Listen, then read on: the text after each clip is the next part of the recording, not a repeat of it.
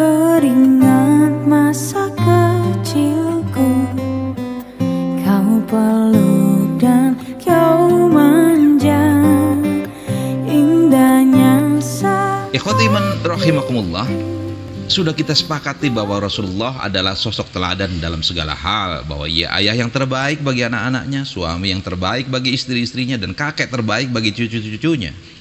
Demikian pun beliau adalah guru yang terbaik bagi murid-muridnya. Dan tentu saja beliau adalah leader, beliau adalah pemimpin besar yang terbaik bagi umatnya. Walau demikian, kita akan mendapatkan sebuah keunikan. Bagaimana ketika Rasulullah bersama cucu-cucunya bergaul. Dalam Sahihain dari Abu Qatadah bahwa Rasulullah SAW pernah sholat sambil membawa cucunya, yaitu Umamah binti Zainab binti Rasulullah. Zainab adalah salah satu putri Rasulullah yang bersuamikan Abul As bin Ar-Rabi. Bila Rasulullah berdiri, beliau menggendong Umamah, sedangkan bila sujud, beliau meletakkannya. Coba bayangkan, beliau tidak mau membiarkan Umamah gelisah dan takut. Ketika beliau berdiri, maka digendongnya, selalu ada dalam dekapannya. Dan ketika beliau sujud, maka diletakkannya. Ini menunjukkan bahwa beliau tidak membiarkan ada jarak antara dirinya dengan cucunya itu. Dan pasti apabila beliau jauh, itu akan menimbulkan rasa takut pada cucunya itu. Betapa lembut Rasulullah memperlakukan cucunya ini. Padahal itu dilakukannya pada saat sholat wajib.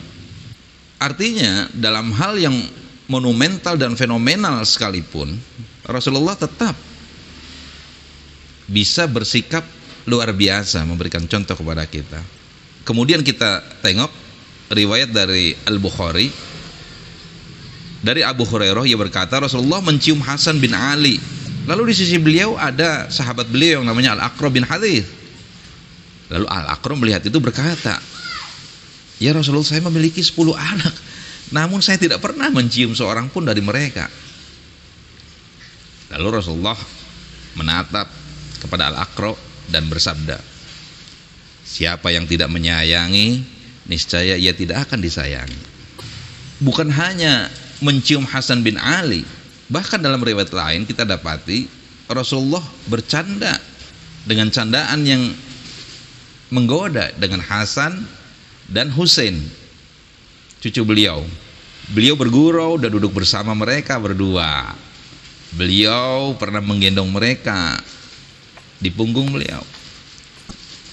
Di riwayat lain kita dapati beliau pernah berlucu-lucuan menjulurkan lidahnya ke Husain. Dan apabila Husain melihat, beliau pun tertawa. Ada juga catatan di mana beliau pernah menyimpan air di mulut beliau, lalu menyemprotkannya ke wajah Hasan, dan ia pun sambil tertawa.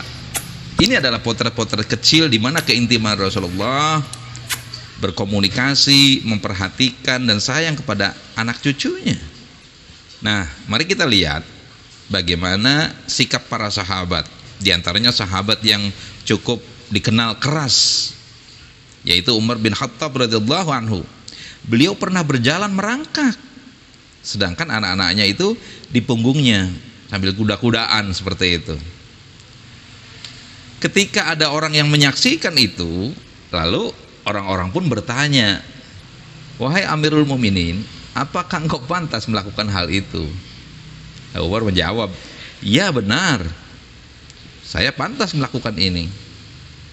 Lalu lebih lanjut Umar mengatakan, seorang ayah harus bisa bersikap sebagai teman bermain anak-anaknya dan harus persis kelakuannya seperti anak-anak, yaitu tulus dalam bermain, penuh kelembutan dan terbuka dalam keluarganya. Demikianlah baik Rasulullah maupun sahabat memberikan contoh yang luar biasa kepada kita. Maka tentu saja dalam konteks ini tidak patutlah seseorang yang mengenal agama Islam dengan baik kemudian bersikap tidak berlurusan dengan ini, atau pihak luar yang tidak mengenal Islam mengajari kita umat Islam untuk bersikap lemah lembut terhadap anak.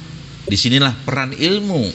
Bagaimana setiap kita umat Islam wajib mengetahui ilmu agar sikap dan perilaku kita tidak menimbulkan anomali dan kelucuan hingga orang non-muslim atau orang-orang munafik itu bersikap seolah-olah orang Islam perlu diajari dengan pengetahuan untuk berkasih sayang kepada anak.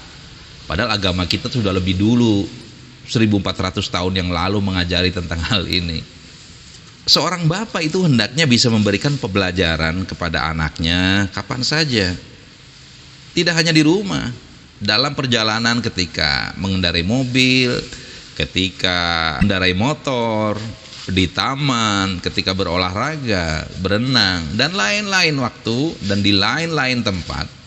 Kita bisa berdialog dengan anak kita untuk membangun komunikasi yang terbuka, yang intim. Dan yang terlebih penting adalah dialog yang kontennya mengajari anak-anak kita perkara agama. Tentu sudah menjadi keharusan bagi seorang bapak, seorang ayah untuk mengetahui permasalahan agama. Ini tuntutannya. Ramadan, Ramadan, Ramadan, Insyaallah. Paham halal dan haram, paham wajib dan sunnah, dan tahu berbagai kiat tentang mendidik anak. Bagaimana prinsip-prinsip akhlak, kaidah-kaidah syariat. Kalau tahu hal itu, tentu dia adalah orang yang telah menjaga posisinya sebagai pemimpin pada keluarganya. Maka tidak ada alasan bagi seorang ayah untuk tidak paham persoalan agama. Dia wajib untuk menuntut ilmu. Maka ketika mengajarkan kepada anaknya, pada keluarganya adalah ilmu-ilmu yang benar dengan pemahaman yang benar pula. Ikhwati iman sahabat Risalah Al-Muslimun yang berbahagia, waktu anak kita masih kecil, tentu mereka tidak tahu mana halal, mana haram, mana benar, mana salah. Yang ada dalam dirinya adalah perasaan senang, perasaan sedih, tertawa, menangis, hanya sebatas itu saja. Maka ketika kita bisa mengarahkannya pada saat-saat dia senang dengan konten pendidikan agama yang disesuaikan dengan umurnya, maka ini akan memberikan pengaruh yang mendalam dan itu akan diingat sepanjang hidupnya hingga kita tiada sekalipun.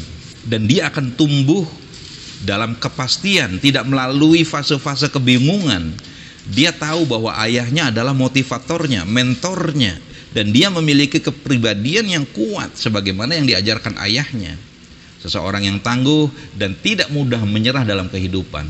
Sahabat Risalah Al-Muslimun yang dirahmati Allah, ini adalah sedikit bincang kita tentang bagaimana fungsi ayah bagi keluarganya. Aqulu qouli hadza wa astaghfirullah li wa lakum. Wassalamualaikum warahmatullahi wabarakatuh. Tuhan